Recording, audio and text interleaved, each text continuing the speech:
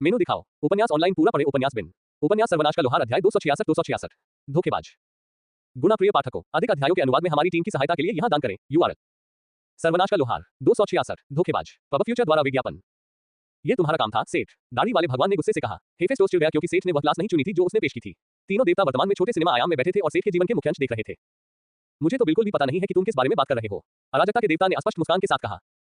ओह हाँ जरूर त्रित, तुम बिल्कुल भी इसमें शामिल नहीं थे, लोहार देवता ने व्यंग्यात्मक ढंग से कहा। नहीं, मैं आपको बता रहा हूं कि मैंने सचमुच कुछ नहीं किया, सेठ ने थोड़ा परेशान होकर कहा। जरूर, मैं तुम पर विश्वास करूंगी, जब वह परी एक उड़ने वाले सूअर में बदल जाएगी। वह निश्चित रूप से एक ही जैसा खाती है और व्यवहार करती है। हेड्स ने एक बुरी टिप्पणी की। दोनों ने हेड्स की तरफ देखा जो भाव शून्य चेहरा बनाए हुए था और पॉपकॉर्न चबा रहा था। शायद उनके साथ खिलवाड़ हो रहा था। दरवाजा खुला और एक क्रोधित जादूगरनी छाया अंदर आई। मैंने तुम्हें पिछली बार चेतावनी दी थी, मैं अगले 4 महीनों के लिए तुम्हारे देखने के विशेषाधिकार रद्द करता हूं, सेठ। हेफेस्टोस ने अराजकता के देवता को विश्वासघाती नजर से देखा। उसके साथ लगभग छल किया गया था और वह अपने ही चाचा के खिलाफ हो गया था, लेकिन ये गधे का चेहरा ही था जिसने अंत में ये सब किया। ओह चलो, मेरी तरफ ऐसे मत देखो, तुम दोनों अभी भी एक निजी चैंपियन चुन सकते हो, मुझे कुछ करना था। पबफ्यूचर द्वारा विज्ञापन। हेड्स को इस बात की कोई परवाह नहीं थी कि वे क्या कर रहे हैं और सेठ के लगभग 200 लोगों को चूस लेने के दौरान वह पॉपकॉर्न चबाता रहा। दूसरों को खेलने दो, वह वैसे भी जीत रहा था। अराजकता और विनाश के देवता सेठ को सिस्टम देवता ने उसके कान को चीरते हुए कमरे से बाहर खींच लिया। हेफेस्टोस के चेहरे पर एक विचारशील भाव था। वह गलत नहीं है अंकल, हम दोनों एक अतिरिक्त चैंपियन चुन सकते हैं। आप ये कब करने वाले हैं? जल्दी करने की कोई जरूरत नहीं है, अभी भी बहुत सारे देवता हैं जो सही समय का इंतजार कर रहे हैं। एक बार जब ये दुनिया कुछ और विकसित हो जाएगी तो शायद चैंपियंस का समय आएगा। हेफेस्टोस ने सिर हिलाया। उसने इनमें से कई सिस्टम गेम में हिस्सा नहीं लिया था, लेकिन उसने भी अनुभव किया था कि कई देवता अपने चैंपियन को चुनने के लिए एक ही उपयुक्त समय चुनते हैं, जिससे हमेशा एक महान संघर्ष और प्रतिस्पर्धा होती है। यह देखना और भी दिलचस्प हो गया कि पहले से ही स्थापित चैंपियन नए खून के आक्रमण पर कैसी प्रतिक्रिया देंगे। वह मन ही मन खुश था कि उसने सेठ को चुना और आखिरकार उसे साझा किया। उस मंच के लिए पहली पंक्ति में उसके पास 2 सीटें थी और वह दोनों पदों पर बैठे लोगों को देख सकता था। योजक चिन्ह, योजक चिन्ह, योजक चिन्ह, योजक चिन्ह, योजक चिन्ह, योजक चिन्ह, योजक चिन्ह, योजक चिन्ह, योजक चिन्ह, योजक चिन्ह, योजक चिन्ह, योजक चिन्ह, योजक चिन्ह, योजक चिन्ह। मूलतः वे एक रेस्तरां में जाकर सेठ की नई कक्षा का जश्न मनाने वाले थे, लेकिन चर्च के प्रवेश द्वार पर हुए झगड़े के बाद उनकी भूख मर गई। भोजन से पहले 2 लाशों को बदबूदार काले गू में घुलते देखना बहुत मददगार नहीं था। इसके बजाय वे तुरंत मिनास मार लौट आए और गंदगी साफ करने का गंदा काम बूढ़े पुजारी को सौंप दिया। क्या अब हमें नया कवच मिलेगा? सेठ ने वादा किया था। सेठ ने वादा किया था। टावर पर वापस आते ही दोनों ने उसे परेशान करना शुरू कर दिया।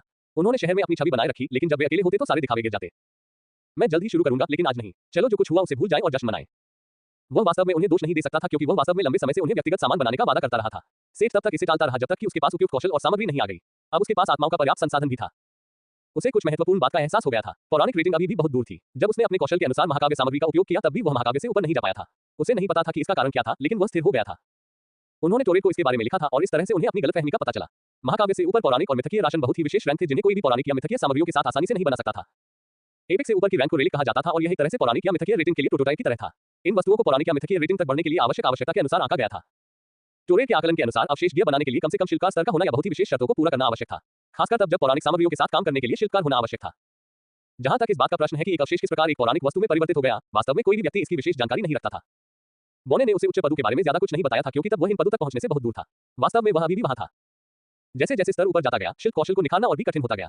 सेठ को पता था कि वह पारंपरिक लोहारों की तुलना में वास्तव में बहुत तेजी से स्तर बढ़ा रहा था, जिन्हें मास्टर या यहां तक कि शिल्पकार स्तर तक पहुंचने के लिए दशकों की आवश्यकता होती थी। लेकिन वह तो बस एक इंसान था। सैद्धांतिक रूप से जीवनकाल बढ़ाने वाली प्रणाली के बावजूद उसे ऐसा नहीं लगा कि उसके पास धीरे-धीरे काम करने की छूट है, और वह अकेले ही उपकरणों के औसत मानक को बढ़ाकर दुनिया को अपने और अपने लोगों के लिए और अधिक खतरनाक नहीं बनाना चाहता था। इसीलिए उसे उम्मीद थी कि उसका नया वर्ग और उसके साथ आयोनियन उसे अपने वर्तमान स्तर के साथ अवशेष गियर बनाने में सक्षम बनाने के लिए पर्याप्त होंगे। पबफ्यूचर द्वारा विज्ञापन। सेठ ने पिछले 3 महीनों में काफी प्रयोग किए थे ताकि यह सुनिश्चित किया जा सके कि यदि वह एक का प्रयोग किसी वस्तु पर तथा दूसरे का प्रयोग किसी आत्मा पर करता है तो शिलालेख और मंत्र एक दूसरे के साथ हस्तक्षेप न करें। अल की मदद से एलिसन एक ऐसी स्याही बनाने की विधि भी लेकर आए जिससे सेठ आत्मा के हथियार पर नक्काशी और शिलालेख बना सकता था। मुख्य सामग्री एक आत्मा और एक उच्च श्रेणी के मरे हुए व्यक्ति का कुचला हुआ नाभिक था। इसके लिए धन्यवाद, उन्होंने ये भी पाया कि शिलालेखों के पीछे की शक्ति का आत्मा के हथियारों से अधिक संबंध था क्योंकि वे राक्षसों से आते थे। इसके साथ उनका चुना हुआ काम करने का तरीका हमेशा आत्मा के हथियार बनाना और उन पर शिलालेख लगाना बन गया, जबकि वह उन वस्तुओं पर उत्कीर्णन करता था जिनमें वह उन्हें भरता था। लेकिन फिर भी वह महाकाव्य रेटिंग से आगे नहीं बढ़ सका। अगर नया वर्ग भी इसमें बदलाव नहीं करता तो वह केवल मिनास मार के लॉर्ड्स के लिए सबसे बेहतरीन महाकाव्य आइटम ही बना सकता था। यह मुद्दा किसी और दिन के लिए था, अभी नहीं। तीनों कैफेटेरिया में दाखिल हुए जहां पागल पेटू शिकारी सामग्री को भोजन में बदलने में अपना जीवन व्यतीत कर रहा था। पिछले 3 महीनों में लिंक काफी बेहतर हो गया था और अब वह खाना पकाने के लिए दुर्लभ सामग्रियों का इस्तेमाल कर सकता था। उसके लगभग सभी व्यंजन आंकड़ों और विशेषताओं को स्थायी रूप से बढ़ाने में सक्षम थे, कभी-कभी तो कई तक। बस ये था कि दुर्लभ सामग्रियों से बना भोजन अब उनकी मुख्य विशेषताओं को बढ़ाने के लिए पर्याप्त नहीं था। लेकिन सेठ को पहले ही लिंक के सुपरफूड से कई तरह की प्रतिरोधक क्षमता और गुण वृद्धि मिल चुकी थी। किसी समय लिंक महाकाव्य सामग्री का उपयोग करने में सक्षम हो जाएगा और फिर उन्हें स्थायी सुधारों में एक और बड़ी बढ़त मिलेगी। यह उद्गोट के गठन का एक और कारण था। फील्ड सर्विस के दलों को वर्तमान में जिन जानवरों का शिकार करना था, वे सभी दुर्लभ और महाकाव्य सामग्री का उत्पादन करते थे। चूंकि दलों के पास वर्तमान में शिकारी की कमी थी, इसलिए उन्हें अक्सर शिकार की केवल सबसे अच्छी सामग्री ही मिलती थी और सब कुछ नहीं। इसका मतलब यह था कि वे ज्यादातर महाकाव्य सामग्री वापस लाए। वर्तमान में सेठ और ओटोफार्मासिस्ट ऐसे थे जिनके पास महाकाव्य सामग्री का उपयोग करने के लिए पर्याप्त स्तर था। उद्गोट ज्यादातर दुर्लभ सामग्रियों की खेती का काम संभालेगा, जिससे लिंक, एलिसन और ईवी अपने कौशल को निखार सके और उम्मीद है कि फील्ड सर्विस के कौशल के बराबर पहुंच सके। उद्गोट के अलावा उन्होंने बढ़ती हुई सामग्री से निपटने के लिए 1 या 2 और कीमियागरों या उपचारकों को भी लाने की योजना बनाई। द टर्कोइज एनविल धीरे-धीरे उच्च स्तर के साहसी लोगों के लिए एक उच्च स्तरीय प्रतिष्ठान में बदल रहा था और उनके औषधि भंडार खाली होते जा रहे थे। एलिसन और ईवी को भविष्य में ग्राहकों की मांग को पूरा करने के लिए कुछ मदद की जरूरत थी। सेठ को असामान्य या दुर्लभ हथियार और यहां तक कि कवच बनाने में कोई समस्या नहीं थी। सेवेरस का शुक्रिया जो पूरी रात खाली और मानक टुकड़े बना सकता था। उसे बस उन उत्पादों को खत्म करने और परिष्कृत करने की जरूरत थी जिनका इस्तेमाल वह आमतौर पर अपनी नक्काशी और मास्टर कविताओं को प्रशिक्षित करने के लिए करता था। डेल्टा के राक्षसी पक्ष की नजरों से उसकी वीरता छिपी नहीं रही। बार्ड अकादमी के लोगों और दूसरे दानव बार्ड को जल्द ही पता चल गया कि वह दानव शिलालेख वाले सामान को खुशी-खुशी बेच रहा है। उनकी प्रतिक्रिया काफी ठंडी थी। भले ही उन्होंने हथियारों और कवच पर शिलालेखों का इस्तेमाल किया हो, लेकिन उनकी नजर में ये सिर्फ दूसरों के कामों की नकल थी क्योंकि उन्होंने पारंपरिक कामों का इस्तेमाल किया था और कुछ भी मौलिक नहीं था। सेठ ने अपने खुद के कामों के साथ आने की कोशिश की थी लेकिन वह बस कमी महसूस कर रहे थे। अब जबकि वह लेस देन गीत लेखन ग्रेटर देन के साथ एक नर की अस्काल था, उसे उम्मीद थी कि वह चमक सकता है। अगर यह अभी भी काम नहीं करता है तो वह परवाह नहीं करेगा। पारंपरिक ग्रंथ उसके अपने उद्देश्यों के लिए पर्याप्त से अधिक थे। सेठ, मीना और फिन के साथ जल्द ही मिनासमार के बाकी सदस्य भी आ गए, जो धीरे-धीरे अपने कामों से लौटकर भोजन का आनंद लेने लगे। उन सभी ने सेठ को बधाई दी और अगले दिन सुबह तक सब कुछ एक पार्टी में बदल गया। आपके लिए दिलचस्प, जानिए सफेद दाग रॉकेट का एक बेहद सरल और प्राकृतिक तरीका। 15 मिनट पहले सेक से ये करें और आपका प्रदर्शन 4 गुना बढ़ जाएगा। पब फ्यूचर द्वारा विज्ञापन संपर्क टॉस साइट मैप दान करें मेनू दिखाओ। उपन्यास ऑनलाइन पूरा पढ़े उपन्यास बिन। उपन्यास सर्वनाश का लोहार अध्याय 267 योना की चमक। गुना प्रिय पाठकों, अधिक अध्यायों के अनुवाद में हमारी टीम की सहायता के लिए यहां दान करें। URL सर्वनाश का लोहार 267 जोना की चमक। पब फ्यूचर द्वारा विज्ञापन। अपने हैंगओवर से उबरने के बाद सेठ अपने लोहार की खोह में लौट आया जहां उसने अपनी काली चालों पर विचार किया। ये भी कहा जाता है वो मिनासमार के लॉर्ड्स के लिए गियर की योजना बना रहा था। पहला जोना था। उसने पिशाच तलवारबाज से काफी देर तक बात की। नतीजा ये हुआ कि उसने जोना के लिए नए सामान बनाए। योना को नया कवच नहीं चाहिए था। सेठ सहमत हो गया क्योंकि उसने पहले से ही इसके लिए सबसे अच्छी सामग्री चुन ली थी और इसमें बहुत ज्यादा सुधार की उम्मीद नहीं थी। सेठ वास्तव में पिशाच आत्मा को आजमाना चाहता था। उसका पहला विचार वेलेन की आत्मा से एक हथियार बनाना था, लेकिन कवच की तरह एडरलास को प्रतिस्थापन की आवश्यकता नहीं थी। योना के सावधानीपूर्वक पालन पोषण के तहत तलवार जबरदस्त दर से बढ़ती रही। अंत में वह जोना के अनुरोध से सहमत हो गया। सेठ ने पाया कि आत्माओं को इकट्ठा करने का सबसे बड़ा लाभ यह है कि वे कौशल बोनस देते हैं। पिशाच की शक्तियां निश्चित रूप से एक हथियार में चमकेंगी, लेकिन आभूषणों का एक सुंदर सेट भी उससे पीछे नहीं रहेगा। उसे जोना के दूसरे वर्ग ब्लड मॉन्ट को भी ध्यान में रखना था। ये ब्लड प्रीस्ट का एक रूप था जिसने जोना के रक्त जादू और हथियार रहित युद्ध में कौशल को बढ़ाया। वर्ग की बारीकियों को याद करते हुए चुनाव स्पष्ट हो गया। इससे उसे संभावित जादू पर निर्णय लेने में भी मदद मिली। अपने अध्ययन के दौरान सेठ को राक्षसी गीतों वाली एक पूरी किताब मिल गई थी जिसका उपयोग वह जोना को उसके संसाधन प्रबंधन में मदद करने वाले प्रभाव को भरने के लिए कर सकता था। विशेष रूप से 2 ऐसे थे जो एक साथ काम कर सकते थे। पहला एक फोर्जिंग गाथा गीत था जो एसेंस डिवाइडर नामक प्रभाव देता था। दूसरा एनिमा विल नामक एक मंत्र था। ये पाठ जो चीजों को गढ़ने के लिए इस्तेमाल किए जा सकते थे अक्सर अजीब और शुरुआत में समझने में कठिन थे। अल और एम्बर की कुछ मदद की बदौलत वह इन विषयों को समझने में कामयाब रहा और उनमें महारत हासिल की। एसेंस डेवोरा लाइफ स्टील के समान था, लेकिन यह न केवल जीवन शक्ति को अवशोषित कर सकता था बल्कि लक्ष्य से मन को भी अवशोषित कर सकता था। मूल उपयोग बल्कि अप्रिय था क्योंकि इसमें जीवित जीवों को बैटरी के रूप में उपयोग करना शामिल था। ये कमजोर लक्ष्यों पर काम करता था और पहले से नुकसान पहुंचाने की जरूरत नहीं होती थी। इसकी कीमत यह थी कि एकत्रित ऊर्जा का कुछ हिस्सा उस दानव को भेजा जाता था जिसने यह आशीर्वाद दिया था। एनिमा व्हील की उत्पत्ति उसी सेटिंग से हुई थी। मंत्र एक उपयुक्त कोर को जीवन शक्ति के लिए एक कंटेनर में बदल सकता है। इनमें से बहुत से मंत्र असुविधाजनक विषयों के साथ काम करते थे क्योंकि बड़े राक्षसों और राक्षसी जादू से निपटने में आमतौर पर आधार रेखा के रूप में जीवन शक्ति या आत्माओं का उपयोग शामिल होता था। वैम्पायर के नुकीले दांत ने खुद को ऐसे ही एक कोर के रूप में पेश किया। सेठ ने एक हार बनाने का फैसला किया। इसके लिए इसे आकार में लाने की जरूरत थी। उस समय यह एक बड़ा मोती जैसा दांत था, कुत्ते जैसा।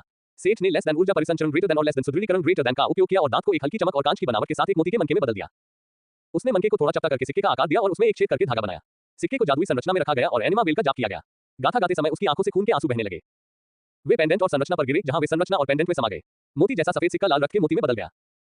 पंजे का उपयोग करके सेठ ने 2 छल्ले बनाने की योजना बनाई। सार भक्षक को दुश्मन के जितना संभव हो सके उतना करीब होना चाहिए था।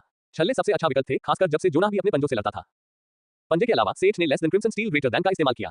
ये सेठ के रक्त स्नान के प्रयोगों का परिणाम था। कई महीनों तक दुर्लभ और महाकाव्य रक्त पर दावत देने के बाद ये less than dark steel greater than की अंतिम अवस्था थी।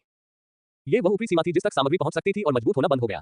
इस बिंदु पर दावत के गीत का मूल प्रभाव निष्क्रिय हो गया, चाहे उसने उस पर कितना भी खून इस्तेमाल किया हो। Less than crimson steel greater than मुश्किल से एक महाकाव्य रेटिंग तक पहुंच पाया। यद्यपि ये किसी धातु को उच्च श्रेणी के संस्करण में परिष्कृत करने की एक और विधि थी, लेकिन ये लेस देन बोन्स ऑफ सेठ ग्रेटर देन या less than Olympian silver greater than बनाने की दैवीय विधियों से बहुत कम थी। लेकिन ये समानताएं कमोबेश इसके लायक थी। धातु में अंधेरे के प्रति उच्च आकर्षण था और यह एक नए फोर्जिंग गाथा गीत और यहां तक कि शिलालेखों के प्रदर्शन को बढ़ा सकता था। उन्होंने फोर्जिंग गाथा गीत तब गाना शुरू किया जब उन्होंने less than energy manipulation to greater than और less than reinforcement greater than का उपयोग करके बड़े बदसूरत भूरे नाखून को आकार दिया, ठीक वैसे ही जैसे उन्होंने नुकीले दांत के साथ किया था। बदसूरत चीज 2 क्रीम रंग के अंडाकार मोतियों में बदल गई, वो छल्लों पर जड़ देगा। पत्थर के आयामों को जानते हुए उन्होंने बीच पिशाच रत्नों को लाल काले धातु की अंगूठी में लगाने से पहले less than crimson steel greater than के एक टुकड़े से अंगूठियां गढ़ी। उन्होंने गाने के अंत के साथ समानांतर जुड़नार को कस दिया। सेठ को पहले से ही छल्लों से हल्की सक्शन महसूस हो रही थी, लेकिन यह अभी पूरा नहीं हुआ था। अब सबसे महत्वपूर्ण कदम आया, पिशाच आत्मा। योजना ये थी कि आत्मा का उपयोग करके इन 2 वस्तुओं को एक सेट में जोड़ा जाए। पब फ्यूचर द्वारा विज्ञापन less than spirit forging greater than में लव 5 के साथ वह विभाजित आत्माओं को ऐसे हथियारों में ढालने में सक्षम था जो कि संचार से पहले अपनी क्षमता दिखाते थे। वेलेन की आत्मा से बनाए गए इन 2 आत्मा हथियारों पर उसने जीवन चोरी और एचपी रिकवरी के लिए संरचनाओं को उकेरा। वह इस विचार के साथ आया था, लेकिन यह जलसा की मदद से था कि वह सेट और अनुमानित प्रभावों के विवरण पर काम करने में सक्षम था।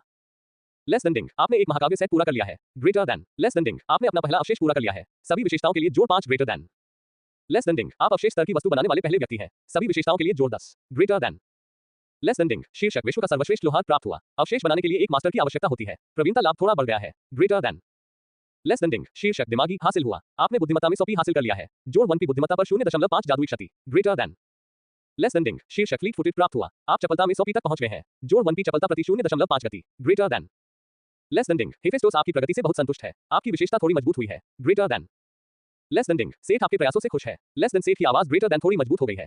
ग्रेटर देन जब उन्होंने तीनों आभूषणों को वैतरणी नदी के पानी से बाहर निकाला तो ये संदेश तालमेल की सूचना के साथ गूंज उठे। Less than by vampiric ring. अवशेष महाकाव्य पिशाच सेट 1/3। स्थायित्व 1300। 1 अंधेरे में जोड़ 15% मन पुनर्जनन। 2 स्पर्श पर लक्ष्य से अपने 20% के बराबर जीवन शक्ति अवशोषित करें। 3 स्पर्श पर लक्ष्य से अपने स्वयं के 20% के बराबर मन को अवशोषित करें। 4 पंजे से होने वाली क्षति 100% बढ़ जाती है। 5 पंजे की स्थायित्व 100% बढ़ जाती है। 6.15% क्षति स्वास्थ्य के रूप में प्राप्त होती है। 7 जो 10% स्वास्थ्य पुनर्जनन। जर्नीमैन स्मिथ के हाथों से बनी एक डरावनी अंगूठी जिसमें राक्षसी कलाओं और अज्ञात साधनों का उपयोग करके एक अजीबोगरीब प्रभाव पैदा किया गया है। एक बार जब अंगूठी के भयानक प्रभावों की अफवाह फैल जाती है या यह उपयोगकर्ताओं को किंवदंती बनाने में भूमिका निभाती है तो यह वस्तु पौराणिक बन सकती है। पब फ्यूचर द्वारा विज्ञापन। प्रभाव सेट करें। लेस देन रक्त जादू ग्रेटर देन से संबंधित कौशल की रैंक एक रैंक से बढ़ जाती है। लेस देन रंग ग्रेटर देन और लेस देन रूपांतरण ग्रेटर देन से संबंधित कौशल की रैंक 3 स्तर प्राप्त करती है। वैम्पायर प्रकार के कौशल की लागत 30% कम हो जाती है। कौशल वैम्पायरिक रश। सीमित शक्ति अपनी क्षति गति और स्वास्थ्य पुनर्जनन को बढ़ाने के लिए संग्रहित जीवन शक्ति का उपयोग करें जब तक संग्रहित शक्ति बनी रहे। जो 500% क्षति जो 300% गति हर सेकंड 10% स्वास्थ्य की प्राप्ति। ग्रेटर देन लेस देन भूखा सिक्का। महाकाव्य महाकाव्य पिशाच सेट आधा। स्थायित्व 1000। 1 जीवन शक्ति और मन को सीधे हंग्री कॉइन में संग्रहित किया जा सकता है। 2 अवशोषित की गई अतिरिक्त जीवन शक्ति और मन को संग्रहित किया जा सकता है और उपचार के लिए या सीधे जादू या कौशल के लिए संसाधन के रूप में उपयोग किया जा सकता है। 3 जीवन चोरी के परिणाम में 20% सुधार हुआ है। 4 रक्तस्राव होने की कुल संभावना 15% बढ़ जाती है। 5 20% क्षति स्वास्थ्य के रूप में प्राप्त होती है। 6 जो 15% स्वास्थ्य पुनर्जनन। जर्नीमैन स्मिथ के हाथों से बना एक अजीब हाथ जिसमें राक्षसी कलाओं और अज्ञात साधनों का उपयोग करके एक अजीब प्रभाव पैदा किया गया है। सेट प्रभाव संक्षिप्त ग्रेटर देन। इस सेट के साथ जोना को किसी भी जीवन चोरी प्रभाव से अधिशेष जीवन शक्ति को हार में संग्रहित करने के विकल्प के अलावा एक समग्र शक्ति प्राप्त होगी।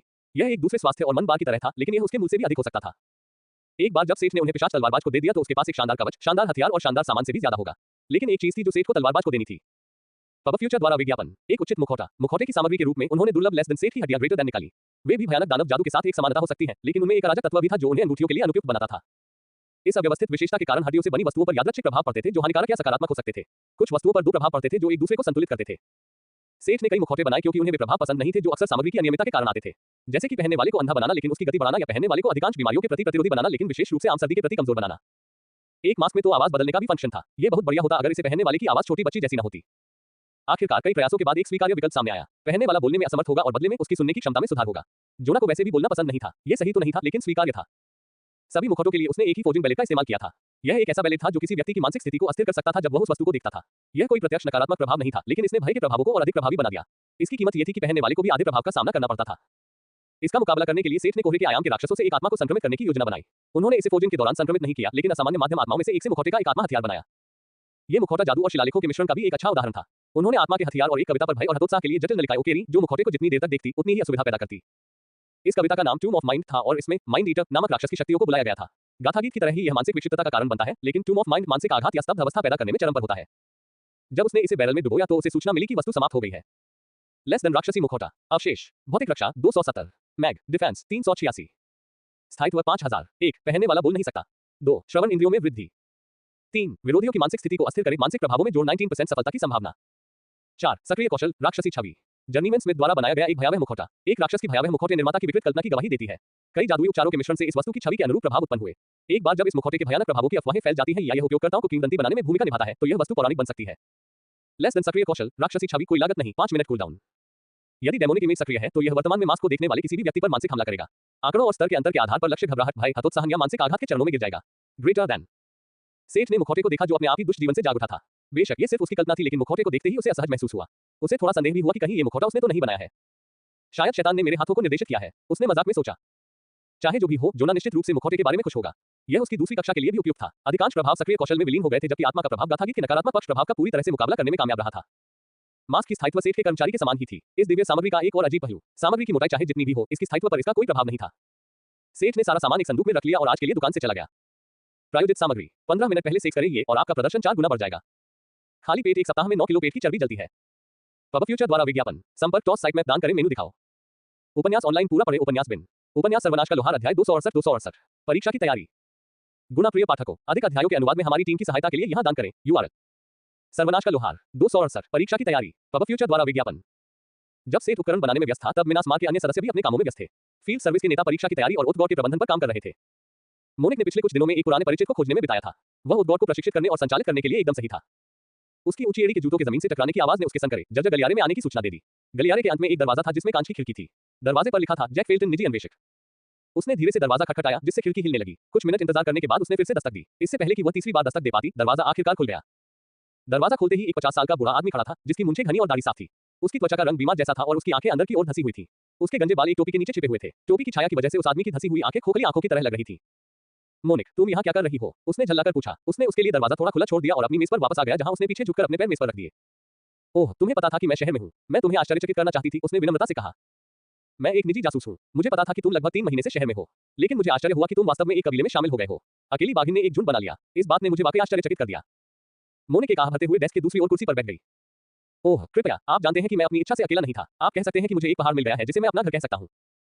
जैक ने सहमति में बड़बड़ाते हुए कहा। वह उस लड़की को तब से जानता था जब दुनिया बर्बाद नहीं हुई थी। यहाँ तक कि वह उसके पिता को भी जानता था। तो फिर तुम यहाँ क्यों आए हो? क्या तुम किसी को खोज रहे हो? पब फ्यूचर द्वारा विज्ञापन। हाँ, मैं आपको ही ढूंढ रहा था, श्रीमान प्रशिक्षक। मुझे ऐसा मत कहो, मैं एक निजी जासूस हूँ। तुम ये जानती हो, लड़की। चलो, बुरे आदमी, जब सब कुछ खराब चल रहा था तब तुमने बहुत बढ़िया काम किया। तुम जासूस के रूप में अपने खराब अस्तित्व में लौटने के लिए इतने उत्सुक क्यों हो? क्या आजकल तुम्हारे काम के लिए ग्राहक भी हैं? माफ करें, मैं अब ऐसा नहीं कर सकता। आप जानते हैं कि क्या हुआ था, उन सभी युवाओं को मरते हुए देखना। मैं फिर से ऐसा नहीं कर सकता, उसने डरे हुए चेहरे के साथ कहा। जब उसने इस घटना का जिक्र किया तो मोनिक भी मुंह बनाकर खड़ी हो गई। अगर मुझे लगता कि ऐसा कुछ फिर से हो सकता है तो मैं यहाँ नहीं होता। यह एक आपदा थी और हम सभी तैयार नहीं थे। अब हालात अलग हैं, कम से कम मिनास मार में तो है। मैं चाहता हूँ कि आप हमारे टॉवर मास्टर से मिले और ओथगॉड के लिए परीक्षा देखें। ओथगॉड, क्या आप अपनी छोटी निजी सेना को यही कहते थे? जब जैक ने नियोजित सेना को निजी सेना कहा तो मोनिक थोड़ी शर्मिंदा दिखी। मुझे यकीन है कि अन्य लोग इसे गलत समझेंगे। वे और क्या है? बूढ़े आदमी ने व्यंग्यात्मक लहजे में पूछा। ठीक है, अगर आप हमारे टावर मास्टर से पूछें तो वे एक कृषि बल हैं और उन उपकरणों का अंतिम डिपो है जिन्हें हमने बेचने के लिए बहुत अच्छा समझा। बहुत अच्छा, मुझे मत बताओ कि महाकाव्य के एक पूरे सेट के बारे में बकवास सच है। मोनिक केवल रहस्यमय ढंग से मुस्कुराए। यदि आप जानना चाहते हैं तो आपको टॉवर मास्टर के पास आकर बात करनी चाहिए। मैंने आपको ओथगॉड के प्रशासक पद के लिए सुझाव दिया था। मुझे लगा कि आपकी कक्षा को देखते हुए ये सबसे अच्छा पद होगा। पब फ्यूचर द्वारा विज्ञापन। ये सही है, मोनिक ने उसे बिना किसी कारण के प्रशिक्षक नहीं कहा था। जैक फेल्टन के पास दुर्लभ वर्ग प्रशिक्षक था। जो लोग उसकी देखभाल में हैं वे कौशल दक्षता तेजी से प्राप्त करेंगे। इससे उन्हें स्पैरिंग में अपने प्रशिक्षु के कौशल को भी प्रतिबिंबित करने में मदद मिली, लेकिन उच्च स्तर पर। उसके साथ मुकाबला करना खुद के बेहतर संस्करण से लड़ने जैसा होगा। अन्य कौशल भी थे, जैसे कि सहज रूप से दूसरे की तकनीकों में खामियों को जानना और रचनात्मक आलोचना करने में सक्षम होना। अपने प्रशिक्षुओं की प्रगति के साथ साथ उनके अपने कौशल भी बढ़ते गए। उस समय वे एक महान शिक्षक थे और वे ओथगॉड के प्रभारी के रूप में बहुत अच्छा काम करेंगे। मोनिक को इस बात का पूरा भरोसा था। उसकी दृढ़ता ने बूढ़े व्यक्ति को आह भरने पर मजबूर कर दिया। ठीक है, मैं आपके टावर मास्टर से बात करूंगा, मिनिस मार्च। टावर मास्टर अपनी कार्यशाला में बैठा हुआ था और चमड़े के कवच के टुकड़ों पर विचार कर रहा था। भागों के लिए इस्तेमाल की गई सामग्री शैडो इमुगी का महाकाव्य रेटेड चमड़ा था। उसने नीलामी घर में बढ़िया काले चमड़े को देखा और तुरंत इसे खरीद लिया। मीना के लिए ये गुण आदर्श से भी अधिक थे, जो शैडो असैसिन और शैडो मैच का मिश्रण था। चमड़े में छाया विशेषता से संबंधित सभी कौशल को मजबूत करने की अंतर्निहित शक्ति थी। समस्या ये थी कि उसकी लेस देन सिलाई ग्रेटर देन बेकार थी। अपने शुरुआती लव 0.9 कौशल के साथ वह सामान्य कपड़े या धागे भी नहीं संभाल सकता था। इस महाकाव्य कवच पर एक सामान्य धागे का उपयोग करना अस्वीकार्य था। वह इस पर समझौता नहीं कर सकता था, खासकर तब जब यह उसकी गर्लफ्रेंड के लिए गया था। उसके सामने ये सवाल था कि क्या उसे अपनी सिलाई कौशल को निखारना चाहिए, वह कौशल जिसे वह सबसे ज्यादा नापसंद करता था, यानी को उसको कवच खत्म करने देना चाहिए और दक्षता को विभाजित करना चाहिए। स्पेल वीवर अभी तक महाकाव्य सामग्री को संसाधित करने के लिए आवश्यक स्तर तक नहीं पहुंचा था, लेकिन निश्चित रूप से तैयार चमड़े के हिस्सों को एक साथ सिल सकता था। वह ऐसा करने के लिए छाया जादू से बने धागे का भी उपयोग कर सकता था। पीसने और नापसंद कौशल या थोड़ी प्रवीणता को विभाजित करना। भारी मन से सेठ ने सिलाई को पेशेवरों के लिए छोड़ने का फैसला किया। वह उस दिन बाद में निको बूस से संपर्क करेगा। फिलहाल उसने कवच के टुकड़ों को एक तरफ रख दिया और कुछ और निकाला। यह महाकाव्य less than Olympian silver greater than का पहला टुकड़ा था जिसे सेठ ने less than mitral greater than से परिष्कृत करने में कामयाबी हासिल की थी। अभी इसके केवल 5 बार थे और सेठ ने मीना के एक हथियार के लिए 2 का उपयोग करने का फैसला किया। उसके दूसरे हथियार के लिए वह less than crimson steel greater than की एक बार का उपयोग करना चाहता था। पब फ्यूचर द्वारा विज्ञापन। जब सेठ ने गाथा गीत सीखना शुरू किया था तब उसने एक अभ्यास खंजर बनाया था जिसका मीना अभी भी इस्तेमाल कर रही थी। उस समय उसने मीना से वादा किया था कि वह इसे भी बेहतर खंजर बनाएगा। Less than crimson steel greater than इसी के लिए था। अब जबकि उसके पास वास्तव में एक उपयुक्त कक्षा थी, वह अपने द्वारा पढ़े गए गाथा गीतों और ग्रंथों की रेटिंग भी समझ सकता था। हालांकि केवल 2 वाक्यों की लंबाई में अलुक सिद्ध एसुरियन की प्रशंसा करने वाली छोटी कविता महाकाव्य रेटिंग के लिए दुर्लभ थी। यह विभिन्न कारकों जैसे कि लेस देन जादू ग्रेटर देन में उनके उच्च स्तर के साथ मिलकर काम करने के कारण ही संभव हो पाया कि वह किसी तरह उस शिलालेख को पूरा करने में सक्षम हो सके। अब 3 महीने के अध्ययन और परिश्रम के बाद तथा उपयुक्त महाकाव्य रेटेड स्याही के साथ वह कम प्रयास में सफल होने के प्रति आश्वस्त था। उन्होंने less then crimson steel greater than से शुरुआत की और एक पतली ब्लेड बनाई जो कि ज़ीफोस के आकार की थी। एक ऐसा खंजर जो काटने और छुरा घोंपने दोनों में ही माहिर था। उन्होंने ब्लेड को काटते हुए 2 सांपों के आकार का एक छोटा सा फिलीग्री क्रॉसगार्ड एकीकृत किया। 2 सांप खंजर के लिए उसकी योजना के 2 मुख्य प्रभावों का संकेत थे। मूठ अभी तक बिना किसी विशेषता के थी, लेकिन सेठ का इरादा बाद में इसे सांपों की एक गांठ में तराशने का था। इस प्रक्रिया के दौरान उन्होंने एक नया फोर्जिंग गीत गाया जो उन्हें बहुत पसंद आया। यह एक दुर्लभ गीत था जिसमें देवर की शक्तियों का आह्वान किया गया था। इसने हथियार को बीमारी का स्टेटस इफेक्ट देने का मौका दिया। इससे प्रतिद्वंद्वी धीमा हो जाता और उपचार कम प्रभावी हो जाता। यहाँ तक कि इससे लक्ष्य के दिमाग पर तेज बुखार की तरह असर पड़ने का भी मौका था। बीमारी के बारे में सबसे घातक बात यह थी कि यह अपने आप ठीक नहीं होती थी। इलाज के लिए या तो पुजारी की जरूरत होती थी या फिर असामान्य या दुर्लभ बीमारियों को ठीक करने वाली औषधि की। बदले में बीमारी का उच्च सहनशक्ति, स्वास्थ्य या मरे हुए लोगों पर कोई बड़ा प्रभाव नहीं पड़ता था। कुछ अन्य अपवाद भी थे, लेकिन वे सबसे बड़े थे। प्रभाव के अलावा इसमें एक आकर्षक लय भी थी, जिससे इसे गाना आसान हो गया और साथ ही कोहरे के आयाम से एक प्राणी की असामान्य आत्मा भी इसमें समाहित हो गई। बहुत ज्यादा नहीं बचा था, लेकिन सेठ को यकीन था कि यह सही फैसला था। उसने सबसे बड़ा हिस्सा ब्लेड में, एक छोटा हिस्सा पॉमेल में और एक और छोटा हिस्सा हैंडल के लिए लकड़ी में डाला। उन्होंने तैयार ब्लेड को आर्केन ओक के एक छोटे टुकड़े से बने लकड़ी के हैंडल से फिट किया। एक दुर्लभ लकड़ी जो आमतौर पर जादूगर के कर्मचारियों में इस्तेमाल की जाती थी। इसका कोई अपना संबंध या प्रभाव नहीं था, लेकिन उच्च जादुई चालकता अन्य सामग्रियों या मंत्रों के प्रभावों पर सकारात्मक प्रभाव डाल सकती थी। पोमेल को तराशने के लिए उसने अपने लेस देन पाइरोकिनेसिस ग्रेटर देन का इस्तेमाल किया। पिछले 3 महीनों में कौशल के स्तर को ऊपर ले जाने का सबसे बड़ा कारण ये था। सेठ के पास जटिल नक्काशी के लिए कोई बिजली उपकरण नहीं था, इसलिए उसने इसके बजाय अपनी लपटों का उपयोग करने की कोशिश की। वह इस क्षति के प्रति प्रतिरक्षित था, इसलिए उसे पिघली हुई धातु की परवाह नहीं थी जो उसके हाथ से भर रही थी। यदि उसने इसकी गर्मी का उपयोग करके सांप के शरीर के आकार की गांठ बनाई और तराश दी होती। खंजर को जोड़ने से पहले वह ब्लेड को नक्काशी की मेज पर ले आया।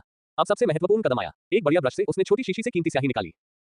स्थिर हाथ से उन्होंने less then blueprint greater than द्वारा ब्लेड पर प्रक्षेपित रून को फिर से बनाया। शांत मन से उन्होंने ब्लेड पर एलुसिव द एसुरियन की प्रशंसा करते हुए छंद लिखे। स्याही ने लाल धातु में गहराई से प्रवेश किया और गहरे रंग के तामचीनी के पीछे हटने वाले अक्षर बनाए। सेठ ने खंजर को इकट्ठा किया और आत्मा को उसके नए शरीर में जोड़ने के लिए उसे वेटरनी नदी के पानी में डुबोकर उसका काम पूरा किया। लेस देन डिंग आइटम और आपके गुण ओलंपियन मेथड के बीच तालमेल के कारण आइटम में सुधार हुआ है। ग्रेटर देन आपके लिए दिलचस्प, पुणे के छात्र ने बताया कि कुछ ही दिनों में दृष्टि को 1.0 तक कैसे बहाल किया जा सकता है। खाली पेट एक सप्ताह में 9 किलो पेट की चर्बी जलती है।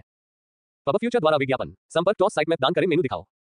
उपन्यास ऑनलाइन पूरा पढ़े उपन्यास बिन उपन्यास सर्वनाश का लोहार अध्याय 269 मीना का गियर सॉलिड। गुना प्रिय पाठकों, अधिक अध्यायों के अनुवाद में हमारी टीम की सहायता के लिए यहां दान करें। URL सर्वनाश का लोहार 269 मीना का gear solid aids by pub future. Less than ding item और आपके गुण ओलंपियन मेथड के बीच तालमेल के कारण आइटम में सुधार हुआ है। ग्रेटर देन अपने चेहरे पर हैरानी भरे भाव के साथ उसने तैयार खंजर को पानी से बाहर खींच लिया। उसने ग्रीक पौराणिक कथाओं से कुछ प्रतीकवाद लिया था, लेकिन उसने निश्चित रूप से इसके लिए योजना नहीं बनाई थी। लेस देन एस्क्लेपियस सुई अवशेष क्षति 1075 स्थायित्व 2000 1 हिट होने पर गंभीर बीमारी लगने की 25% संभावना 2 हिट होने पर मानसिक व्यवधान उत्पन्न होने की 35% संभावना प्रभाव स्तब्ध भ्रम 3 एसुरियन एलुसिव 10 सेकंड के लिए लक्ष्य के मैना पर कब्जा कर लेगा, जिससे किसी भी जादू या सक्रिय कौशल का उपयोग नहीं हो सकेगा। 4 सक्रिय कौशल बीमारी से मुक्ति 5 सक्रिय कौशल प्लेग स्ट्राइक। जर्नीमैन स्मिथ के हाथों से हीलिंग के देवता के छिपे हुए हथियार का एक शक्तिशाली प्रस्तुतिकरण, सिर्फ इसलिए कि उन्होंने एक ऐसी दवा का आविष्कार किया जो मरे हुए लोगों को भी जिंदा कर सकती है। इसका मतलब यह नहीं है कि उनके साथ खिलवाड़ किया जा सकता है। जो बीमारी को ठीक कर सकता है वह बीमारी को वापस भी ला सकता है। एक बार जब खंजर के प्रभाव की अफवाह फैल जाती है या यह उपयोगकर्ता के किंवदंती बनने में भूमिका निभाता है, तो यह वस्तु किंवदंती बन सकती है। ग्रेटर देन उनकी लेस देन लोहार ग्रेटर देन दक्षता में लगभग 10% की वृद्धि हुई। अवशेष द्वारा लाए गए सुधार को कम करके नहीं आंका जा सकता। जोना के लिए सामान बनाने के बाद उनके लेस देन सुनार ग्रेटर देन ने भी आसानी से स्तर बढ़ाया था। उन्होंने पहले 3 प्रभावों की अपेक्षा की थी। तालमेल ने पहले वाले को गंभीर बीमारी में सुधार दिया और 2 सक्रिय कौशल जोड़े। लेस देन सक्रिय कौशल बीमारी से मुक्ति कोई लागत नहीं, कूलडाउन 1 घंटा। स्वास्थ्य पुनर्जनन और बाहरी उपचार 50% कम हो जाता है। 1 का चयन किसी लक्ष्य को यादृच्छिक रूप से संक्रमित करें। 10% संभावना है कि यह संक्रामक है और आसपास के शत्रुओं को संक्रमित कर देगा। Ads by pub future 30 second की अवधि में अपने सामने वाले सहयोगी के स्वास्थ्य को 20% तक ठीक करें। 10% संभावना है कि आसपास के सहयोगी भी थोड़ी मात्रा में ठीक हो जाए। ग्रेटर देन लेस देन सक्रिय कौशल प्लेग स्ट्राइक कोई लागत नहीं, 24 घंटे। लक्ष्य पर घातक बीमारी फैलाना। ग्रेटर देन सेठ को आखिरी वाली बात पर यकीन नहीं था। क्या यह मौत की सजा जैसा था या बीमारी को उच्च श्रेणी के जादू या वस्तुओं से ठीक किया जा सकता था? खैर, एक बात तो पक्की थी, वह वस्तु उसकी अपेक्षा से भी ज्यादा खतरनाक निकली थी। लिचिकॉन भी स्पष्ट उत्तर नहीं दे सका। उसने मीना पर छोड़ दिया कि वह पता लगाए कि अंतिम विकल्प कितना कारगर था। उसने एस्क्लेपियस की सुई को एक हथियार रैक में रख दिया। समय को देखते हुए उसे एहसास हुआ कि वह पहले से ही 4 घंटे से अधिक समय से काम कर रहा था। अपनी स्मृति की गति बढ़ाने के बावजूद भी उसे अवशेष आइटम बनाने में काफी समय लगा। आगे बढ़ने से पहले उसने अपने लिए कुछ खाना खाया। मीना को 2 खंजर चलाना या कम से कम हथियारों के बीच स्विच करना पसंद था। सेठ ने महाकाव्य less than Olympian silver greater than की 2 छड़ों से बना ब्लेड निकाला और यातागन जैसी एक बढ़िया छोटी तलवार की एक धार वाली ब्लेड बनाई। एक हाथ से इस्तेमाल होने वाले इस हथियार की लंबाई ठीक बीच में थी, जहां कुछ लोग इसे लंबा चाकू और दूसरे लोग छोटी तलवार कहते थे। उन्होंने उपयोगकर्ता के हाथों को फिसलने से बचाने के लिए एक छोटा गार्ड और चौड़ा पॉमेल एकीकृत किया। स्मिथिंग गाथा गीत के लिए उन्होंने सोलबाइन को चुना। यह महत्वपूर्ण था कि कोई और इस छोटी तलवार का उपयोग न कर सके। जब वह महाकाव्य धातु को गढ़ रहा था तो उसने चारों के ओबोल में परिवर्तन महसूस किया, लेकिन हथियार को पूरा करने पर अपना ध्यान केंद्रित रखने के लिए उसने जांच करने से परहेज किया। सब कुछ तैयार करने के बाद उसने थोड़ा विश्राम लिया और अपने हथौड़े का निरीक्षण किया। चारों का ओबोल महाकाव्य विकास क्षति 970 स्थायित्व 4000 1 क्षति अंधेरे स्थानों में उठाई जाती है। 2 जोड़ 15% डार्क डैमेज मन लागत 10 प्रति मिनट। 3 धीमा पाचन जोड़। 4 जोड़ तत्वीय समानताएं जोड़। 5 किसी वस्तु को जादुई प्रभाव से भरने की 15% संभावना जोड़। 6 सभी कौशल और योग्यताओं की संसाधन लागत का 50%। जैसे कि आत्माओं को अंडरवर्ल्ड में लाने के लिए फेरी वाले चारों को भुगतान करने के लिए आवश्यक सिक्के की तरह आत्मा को एक स्पिरिट स्मिथ के हाथ में एक नया उद्देश्य खोजने के लिए इस हथौड़े की आवश्यकता होती है। चारों के ओबोल का उपयोग सीधे आत्माओं को गढ़ने और नुकसान पहुंचाने के लिए किया जाता है। जोड़ 50% लड़खड़ाने की संभावना जोड़ 20% कवच को क्षति। हथौड़ा आत्माओं और सामग्रियों को खाकर बढ़ता है। चारों का ओबोल किसी भी सामग्री को गढ़ सकता है, लेकिन धातु के अलावा किसी भी चीज की संरचना में परिवर्तन के अनुरूप मन की खपत करता है। केवल टाटस के एनविल पर काम करता है। विकास के आधार पर अन्य विकल्प भी खोले जाएंगे। हथौड़ा आखिरकार एक महाकाव्य रेटिंग तक बढ़ गया था और यह वृद्धि प्रभावशाली थी। हथौड़े द्वारा दी गई समानताओं की सूची संक्षिप्त थी, लेकिन इसमें विभिन्न डिग्री पर हर तत्व शामिल था। ये जादुई प्रभाव उन सभी सामग्रियों पर आधारित था जो उसने आज तक इस्तेमाल की थी। ये सूची काफी लंबी थी। उसने ब्लेड की जांच की, लेकिन मीना की छोटी तलवार पर 15% संभावना काम नहीं कर रही थी। पीसने वाले पहिए और फाइल्स का उपयोग करते हुए उन्होंने less than arcane oak greater than से बने हैंडल स्केल को जोड़ने से पहले सब कुछ पीस कर आकार दिया। अपनी चुनी हुई आत्मा के अनुरूप उन्होंने फ्रॉस्टबिटन नामक कविता का प्रयोग किया, जिसमें रात की बेरहम ठंड के बारे में बात की गई थी। ये किसी विशिष्ट ठंड दानव के लिए लक्षित नहीं था, इसलिए प्रभाव कवि की प्रतिभा और कौशल के आधार पर बहुत भिन्न होता था। 4 छंदों के साथ ये लंबे समय तक था और सेठ को ब्लेड के प्रत्येक तरफ 2 छंद रखने थे। उन्होंने धातु में रून को उकेरने के लिए महाकाव्य स्याही का इस्तेमाल किया और अपनी शक्ति को कम होते हुए महसूस कर सकते थे। ऐसा लग रहा था जैसे किसी बड़े विकट ध्यान उस पर था। जब उसने आखिरकार शिलालेख पूरा किया तो उसके माथे पर पसीना आ गया। घड़ी की ओर देखते हुए उसने फैसला किया कि वह आज तलवार बनाने का काम पूरा कर लेगा और उसके पास निकोबूस से संपर्क करने का समय भी होगा। आखिरी कदम यही कारण था कि उसे हथियार को आत्मा से बांधना पड़ा। Less than spirit forging greater than और less than soul infusion greater than में नए स्तर के साथ अब आत्मा को सीधे नुकसान पहुंचाने के लिए संक्रमित आत्मा हथियार में छिपी विशेषता को बनाए रखा जा सकता है। हाल ही में ज़ारकॉन के अनुयायियों के अधिक बार सामने आने के बाद सेठ ने अपने लोगों के पास ऐसे हथियार रखना उचित समझा, लेकिन आत्मा क्षति एक डरावना विषय था। जादूगरनी ने उसे बताया था कि आत्मा बहुत धीरे-धीरे ही ठीक हो सकती है, अगर हो भी तो। जैसा कि उन्हें ईवी के हाथों के पुनर्निर्माण से पता चला था, उपचार जादू आत्मा पर आधारित था। इससे घाव भरना कठिन हो जाएगा और विच्छेदित अंगों को पुनः जोड़ना लगभग असंभव हो जाएगा। उन्होंने दुर्लभ less than frigid soul greater than से छोटी तलवार की हूबहू नकल बनाई, जिसे उन्होंने आइस ट्रोल से 2 less than cold soul greater than के साथ मरम्मत और अपग्रेड किया था। सोल हथियार पर उन्होंने ताकत के लिए जटिल सर्किट को 2 बार उकेरा। सेठ ने तलवार में आत्मा का मिश्रण करके तथा उसे पानी के बैरल में डुबोकर हथियार का निर्माण पूरा कर लिया। लेस देन कड़कती बर्फ का टुकड़ा। अवशेष एड्स बाय पब फ्यूचर क्षति 1400 स्थायित्व 4000। 1 सक्रिय कौशल बर्फ क्षेत्र। 2 सक्रिय कौशल शापित ठंड। 3 जोड़ 30% बर्फ से लगाव। 4 जोड़ 30% अंधकार से लगाव। 5 जोड़ 8 शून्य ताकत। 6 सोलबाइंड जर्नीमैन स्मिथ द्वारा निर्मित एक कठोर ठंडा हथियार जो प्रबल राक्षसी शक्ति से युक्त है। एक बार जब खंजर के प्रभाव की अफवाह फैल जाती है या यह उपयोगकर्ता के किंवदंती बनने में भूमिका निभाता है तो वह वस्तु किंवदंती बन सकती है। एक और अवशेष ने उसे लेस देन लोहार ग्रेटर देन और लेस देन जादू ग्रेटर देन में लगभग 10% दक्षता दिलाई। उसका तरीका सफल साबित हुआ। ये दोनों कौशल काफी डरावने थे। लेस देन सक्रिय कौशल बर्फ क्षेत्र कोई लागत नहीं, कूलडाउन 20 मिनट। उपयोगकर्ता के चारों ओर 25 मीटर की परिधि में बर्फ का मैदान बनाता है। क्षेत्र के भीतर के दुश्मन समय के साथ धीमे और कमजोर हो जाएंगे। ग्रेटर देन लेस देन सक्रिय कौशल शापित ठंड कोई लागत नहीं, कूलडाउन 1 घंटा। मारा गया दुश्मन शापित बर्फ के कवच में घिरा हुआ है। बर्फ 5 मिनट तक या कवच टूटने तक जीवन शक्ति को अवशोषित करेगी। ग्रेटर देन सेठ ने संतुष्ट होकर सिर हिलाया। अगर यह कोई बहुत शक्तिशाली हथियार नहीं था तो फिर क्या था? उसने थोड़ा विजय नृत्य किया, ये सुनिश्चित करते हुए कि कोई उसे नहीं देखेगा, और तलवार को हथियार रैक में रख दिया। ये बहुत अच्छी बात है कि आप खुश हैं, बॉस, मैरी ने दरवाजे पर खड़ी होकर एक जमी हुई मुस्कान के साथ कहा।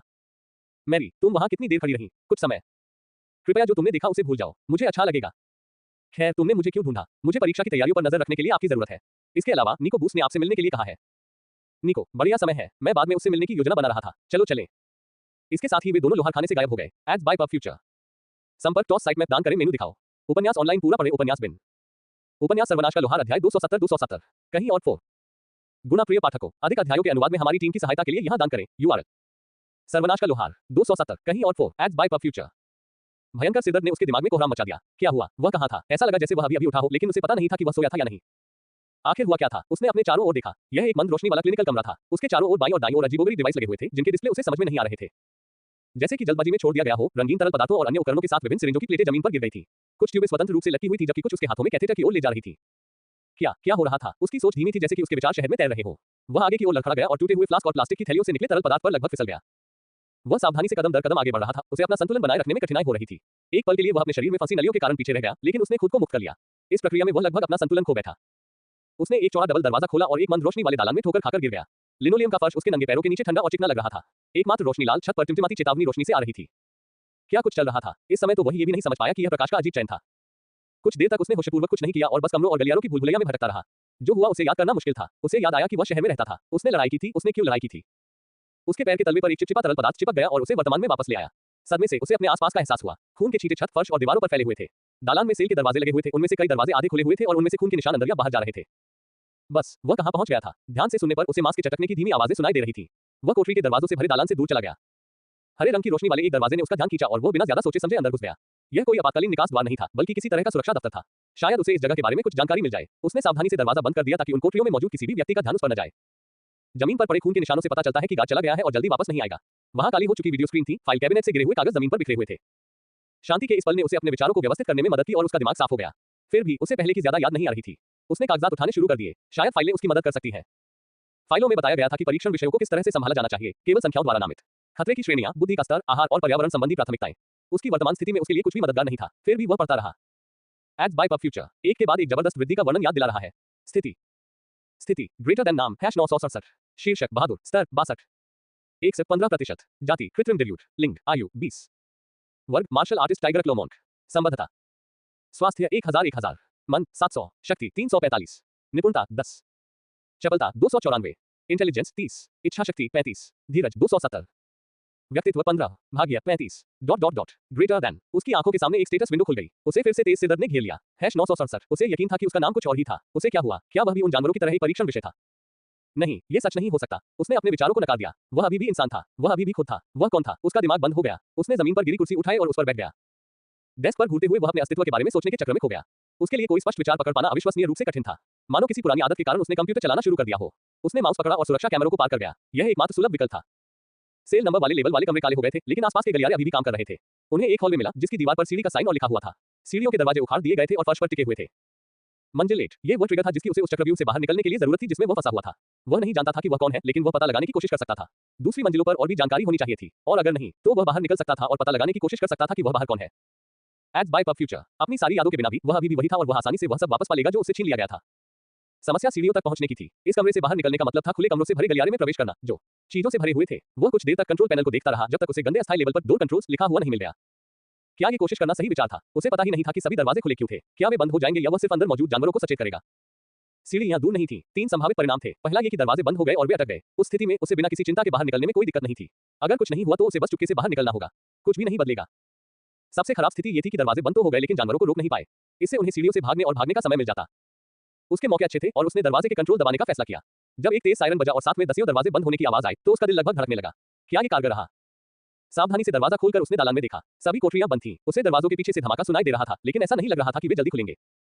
इस दृश्य ने उसके थके हुए दिल को शांत किया और वह आत्मविश्वास से सुरक्षा कार्यालय से बाहर निकलकर सीढ़ियों की ओर चल पड़ा। वह सीढ़ियों के प्रवेश द्वार के सामने पहुंचा तभी उसे बताया गया कि उसने बहुत जल्दी जश्न मना लिया है। उसके सामने सीढ़ियों से एक विशालकाय जानवर निकला। उसके जबड़े और शरीर खून से लथपथ थे, मानो वह नरसंहार के समुद्र में से गुजरा हो। ये जीव अपनी विशालकाय बनावट के कारण मुश्किल से फर्श और छत के बीच फिट हो पाता था। स्टेरॉइड पर रखे गए भालू जैसा, लेकिन आकार और त्वचा एक छोटे हाथी की तरह। सिर उभयचर या सरीसृप जैसा लग रहा था, जिसके नुकीले दांतों की कतारें थीं और दो ठंडी आंखें उस पर टिकी हुई थीं। वह वहीं जम गया। वह बस उसे घूरता रहा क्योंकि वह उसके करीब आ गया था। उसके शरीर में एक झटका लगा, जैसे कोई ठंडी बौछार हो। उसने उसे सूंघा और उसकी आंखों में आक्रामकता कम हो गई। तीन सूंघने, एक सूंघने और उसने उसे एक तरफ धकेल दिया ताकि वह आगे निकल जाए। वह उस जगह में घुस गया जहां से वह अभी आया था और एक-एक करके दरवाजे तोड़ता गया।